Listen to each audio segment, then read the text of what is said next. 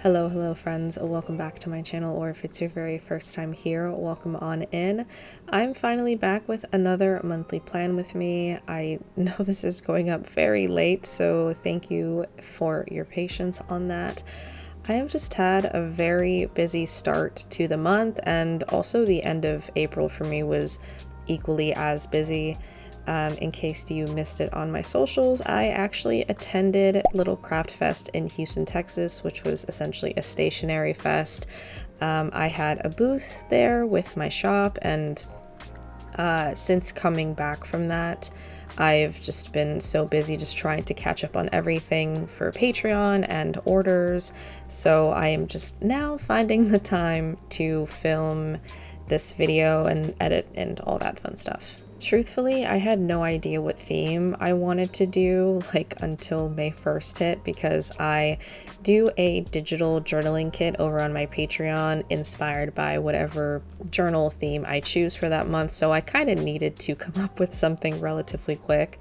But I just wasn't feeling inspired by anything. There was nothing that was calling me, and because I knew that this video was going to go up late, I didn't want to choose something super complicated. But I realized that I have never done a spread inspired by travel. And I know in the past I've done kind of fantasy travel setups like I did for April last year, but I've never done a setup inspired by my real life experiences, inspired by the places that I've actually been to in my short 29 years. And after coming back from Texas, I was just reflecting on how cool it is and how blessed I am to be able to travel for my job and my artistic endeavors. So I thought this would be the perfect opportunity to commemorate all of the places that I've been so far. Now, I want to preface that I have not visited these countries because of my career.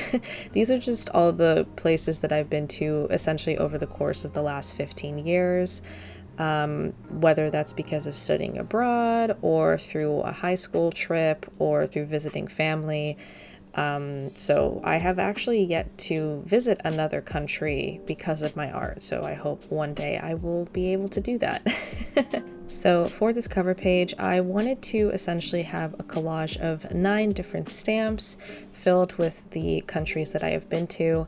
However, I have been to 8 countries and not 9, so what I decided to do for the last stamp was just include my home, the good old USA. I have barely even scratched the surface of traveling within this country, so this was really the only other option that I could include, and to be honest, it feels like you're traveling to a different country whenever you're traveling within the US anyway, so it kind of works out. In terms of filming this cover page, as you would have seen in the first clip, I did try to do a close-up camera angle situation, but I didn't like it, so I zoomed out to get the rest of the doodles. In case you have been following me for a while and you have an amazing memory, I have actually drawn this once before, but it wasn't in my bullet journal. It was actually just in a random notebook that I had lying around, and I kind of was just in the mood to journal the places that I've been to, and I essentially copy-pasted that into my bullet journal just on a much larger scale and a little bit more detailed. And of course this time it is on black paper. I honestly will never get tired of seeing white pen on black paper. It is just so satisfying, so beautiful. And actually during Little Craft Fest, I decided to bring my 2024 bullet journal in case people wanted to flip through it and kind of see what I have done before, kind of like a portfolio, I guess you could say. And I got a ton of questions about, what white pen I use. The Sakura white jelly roll in the sizes 8 and 10 are my holy grails.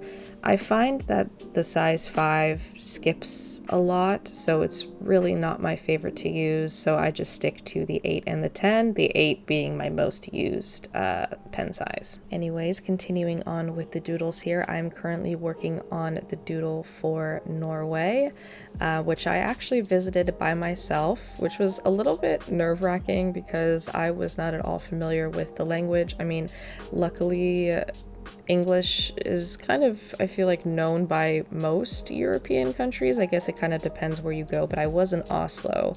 But still, traveling alone in a foreign country is a little bit scary, but I don't know, it was kind of freeing to just be able to do whatever I wanted. I also traveled by myself when I went to Italy, but I wasn't as nervous about that because I do understand Italian to an extent and I could speak it a little bit, so I was a bit more comfortable in that country, to be honest. But it's still nerve-wracking when you are in a foreign country so far from home. But honestly, one of the best parts about being abroad, especially in Europe, is how easy it is to travel to different countries because they are so close together.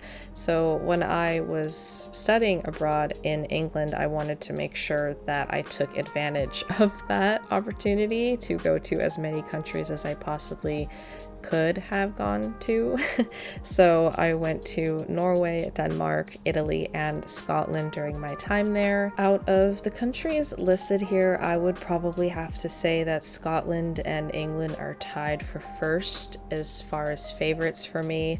Scotland maybe inches a little bit higher than England. I don't know, there was just something so magical about that place, and I really hope that I will be able to go back one day. For the Spain stamp, I was not really loving how it was looking. I accidentally wrote the title a little bit too far to the left, and I was trying to draw the very famous serpentine mosaic bench in Barcelona, and I was also trying to draw some bushes next to it because I was using a photo that I had taken there as reference, but it kind of just looked like this whole jumbled mess, so I just used my Tombow Fudonosuke pen to cover it up, and it's as if it really never happened. And then after letting that dry for a little bit, I went back in with my white pen just to make the design a little bit neater while still adding in some foliage. And finally, for the USA stamp, I am from Los Angeles, so I just decided to draw the downtown LA skyline with some palm trees, of course, and that completes all of the little country doodles. After adding the white border around all of them, I am now going through the very arduous process of adding the scalloped edges to each of the boxes to mimic the look of a postage stamp. This took a very long time, but I wasn't super focused on making sure it was symmetrical or neat in any way. I mean, I think you can kind of get the idea just by looking at it.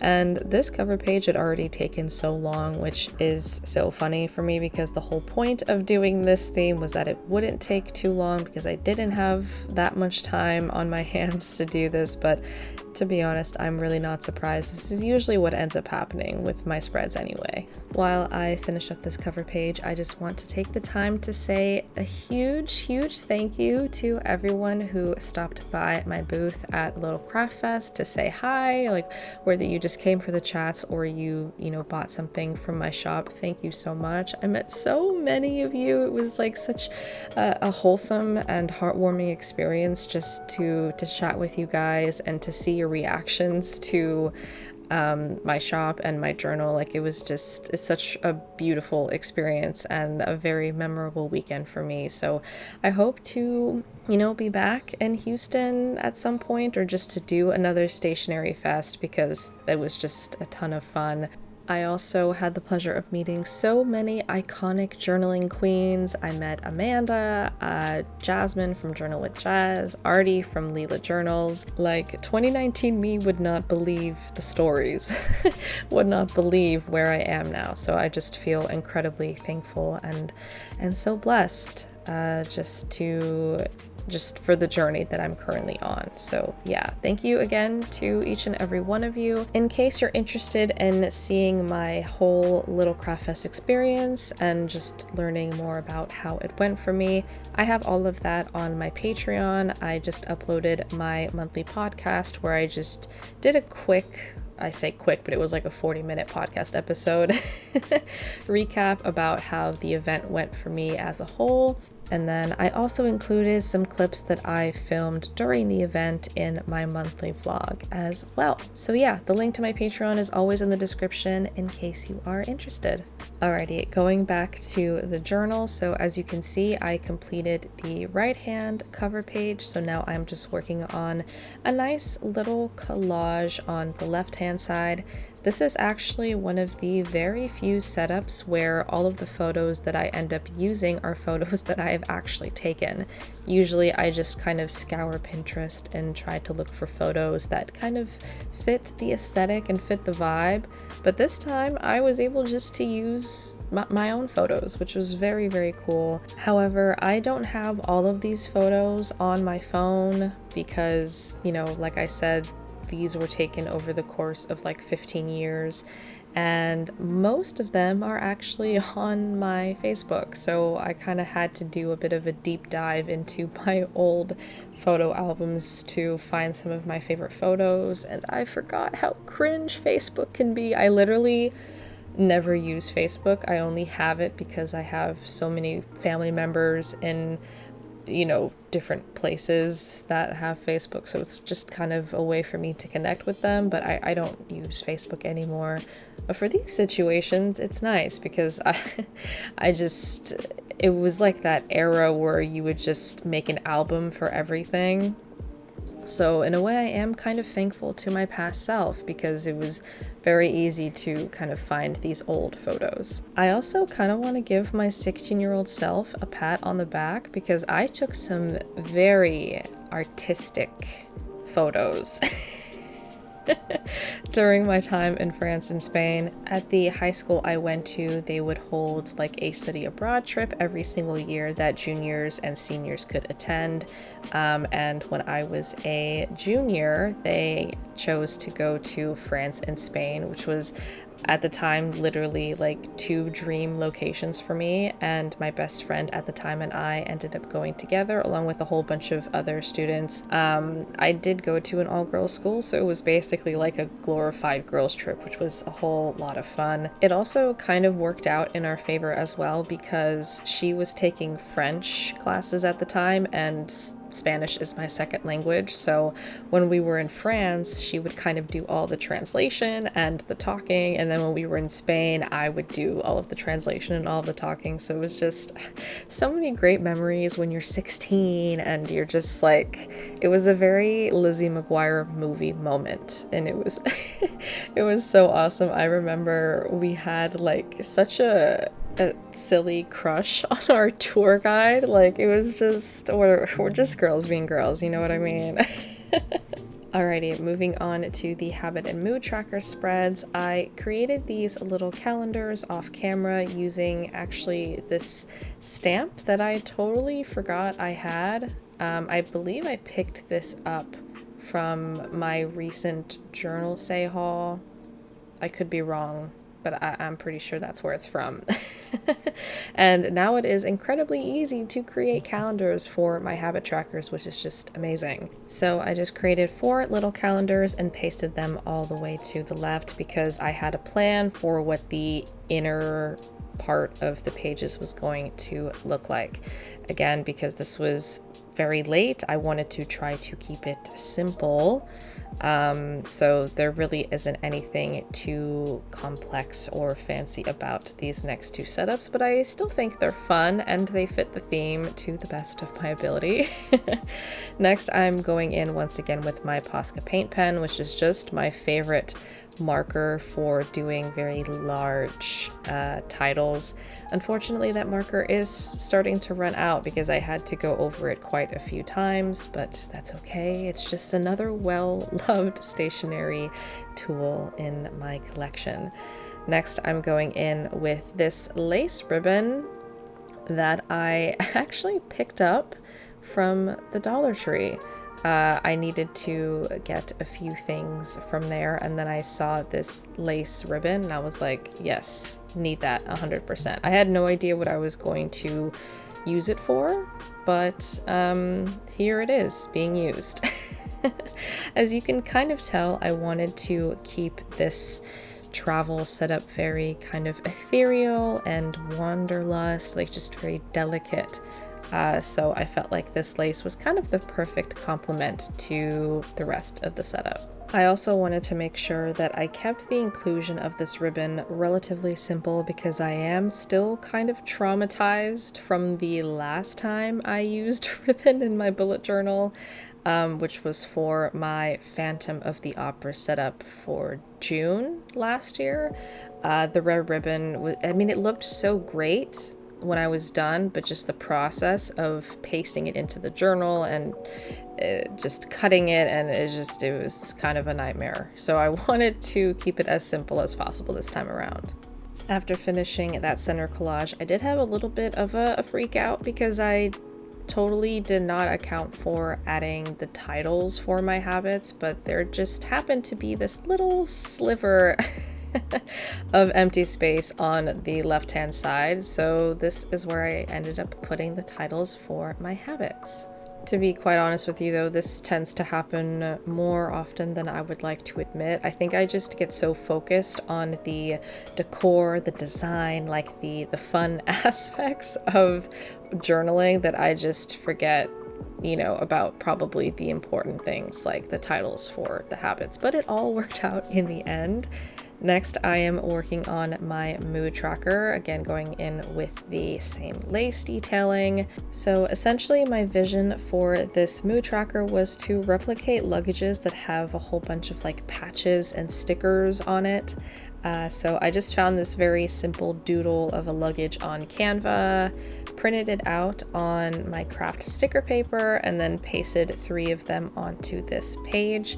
So each of these luggages is going to be specific to a given mood. I did something very similar to this for my September bookish setup, where I created like a TBR cart, and then each level of the cart was specific to a certain mood. But I kind of wanted to have a little bit more fun with the titles for these moods, so instead of writing out like great, good, or bad, for example, I decided to use locations. So for great, I'm writing Cloud 9. For good, I couldn't really think of like a special location, so I just wrote home because home is always good, usually. And then for bad, I wrote rock bottom, which is a SpongeBob reference, so 10 points to Slytherin if you managed to make that connection. Finishing this page by adding a few extra stickers here and there, and this spread is all done. Alrighty, moving on to the final spread for this monthly setup. The first page I'm going to work on is a bit of a fun one. It's another spread that won't really be filled in until the end of the year, pretty much. At least I hope it'll be filled in. I do have some upcoming trips planned for different events that I'm going to be going to, so I hope this page is relatively filled. But I decided to create a spread dedicated to all of the new places that I visit in 2025. So I'm just keeping this page relatively simple with adding the same kind of details that I've been doing throughout this entire setup, and even included probably one of my favorite photos I took while I was in Italy. Like, see what I mean by artistic? There's just like, I just knew, I guess, that I was going to be using this in my journal, obviously. Going back in with the stamping block to add what looks like the Arc de Triomphe in France, but it could just be like a generic arch that is meant to look like it. Who knows? It works anyway. Finishing off the page by adding the title, and yeah, that is pretty much it. Like I said, I hope that I'm able to add like some ephemera or photos from the new places that I visit. I obviously do have to include something from Texas because that is a brand new place for me. I had never been to Texas before, so we're already off to a great start. You guys know the drill at this point. The last page I'm going to be working on is my May favorites page. I am also using the same craft envelope that I have used in every monthly favorites page thus far this year. This craft envelope comes in a pack of 8, I want to say, from the Traveler's Company. It's just a place where I can store any ephemera, stickers, photos that I collect throughout the month, and it's just like kind of a fun way to keep everything together. The only downside about having this envelope included in every monthly setup is that it makes this journal infinitely chunkier, which I mean isn't necessarily a bad thing, but I try to, like, I want to make these journals last as long as possible, so I'm not sure if I'm going to do this again for next year's bullet journal, or maybe I have to find like a thicker envelope, or maybe I just like don't care because it looks really cool, and you know, journals are meant to be chunky. Alrighty, while I finished up the title for this page, I would love to know a favorite place that you have been to. It doesn't necessarily have to be a country, it could be a city or a town or something.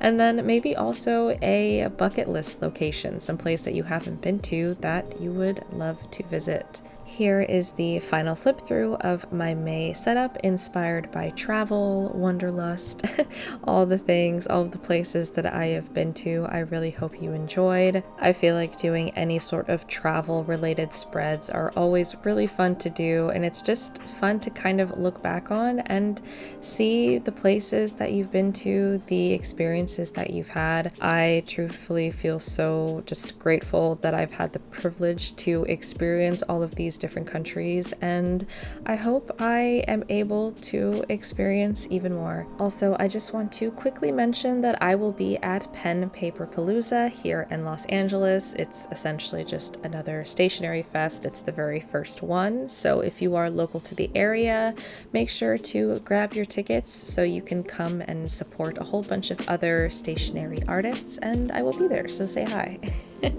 Thank you so much for watching, everyone, and I will see you in the next one. Bye!